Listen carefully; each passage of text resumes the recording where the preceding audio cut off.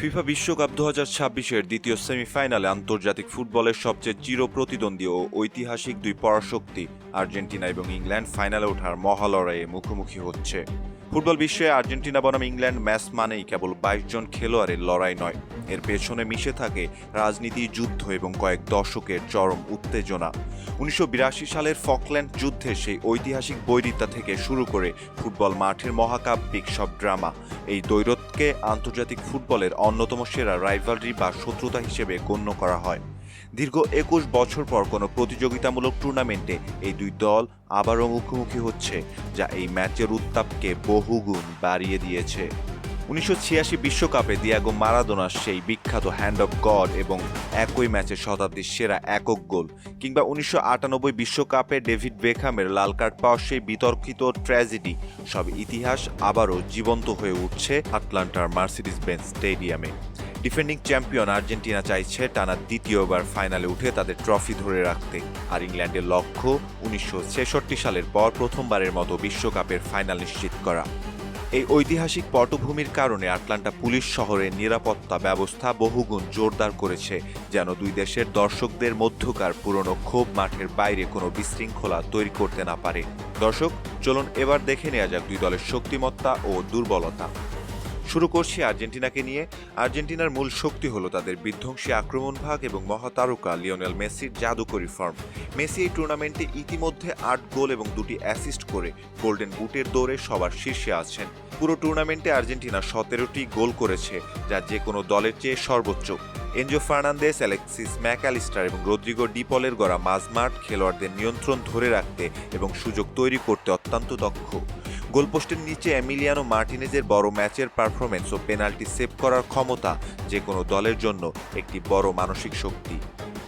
এত শক্তির ভিড়ে আর্জেন্টিনার দুর্বলতাও রয়েছে।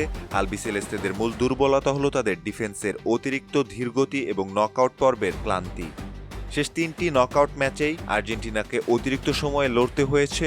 পুরো 120 মিনিট খেলার কারণে দলের ডিফেন্ডারদের মধ্যে শারীরিক ক্লান্তি দেখা দিতে পারে, যা ইংল্যান্ডের তরুণ গতিশীল উইঙ্গারদের সামনে বড় পরীক্ষা নেবে। এবারে আমরা দেখে নেব ইংল্যান্ডের শক্তি ও দুর্বলতা।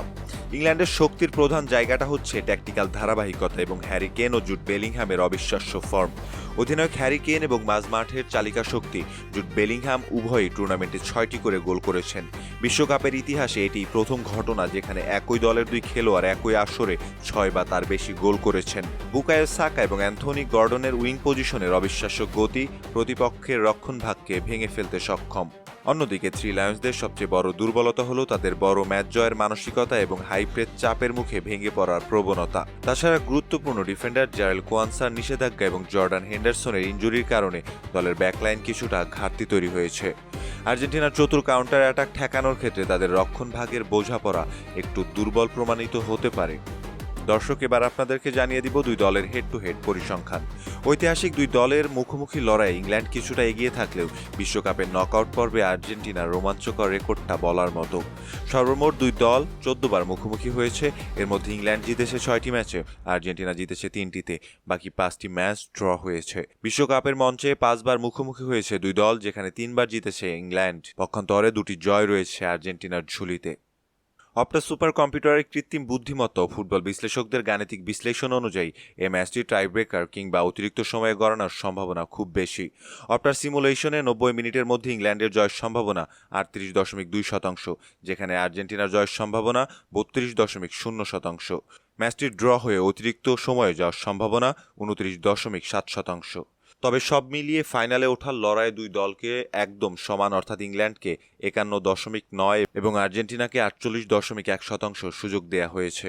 গোলদাতাদের বর্তমান ফর্ম বিবেচনায় ধারণা করা হচ্ছে ম্যাচটি অত্যন্ত আক্রমণাত্মক হবে এবং নির্ধারিত সময়ে ফলাফল 2-2 ড্র হয়ে ম্যাচটি অতিরিক্ত সময় কিংবা পেনাল্টি শুটআউটে গড়াতে পারে, যেখানে বড় ম্যাচের অভিজ্ঞতা আর্জেন্টিনার সামান্য এগিয়ে থাকবে।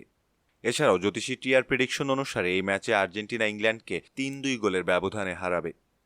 অন্যদিকে ম্যাচের আগের দিন আনুষ্ঠানিক সংবাদ সম্মেলনে আর্জেন্টিনার প্রধান কোচ লিওনেল স্কালোনি হাজির হয়েছিলেন অত্যন্ত শান্ত ও সংযত ভঙ্গিতে।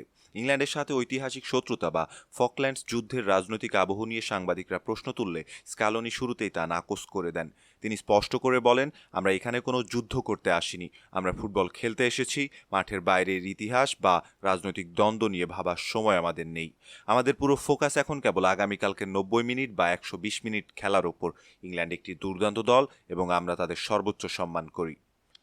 সম্মানিত দর্শক, আপনি কি মনে করছেন আগামীকালকের ইংল্যান্ড এবং আর্জেন্টিনার ম্যাচে কোন দল জয়লাভ করবে? জানিয়ে দিতে পারেন আমাদের কমেন্ট সেকশনে। সময় দিয়ে সাথে থাকার জন্য অসংখ্য ধন্যবাদ।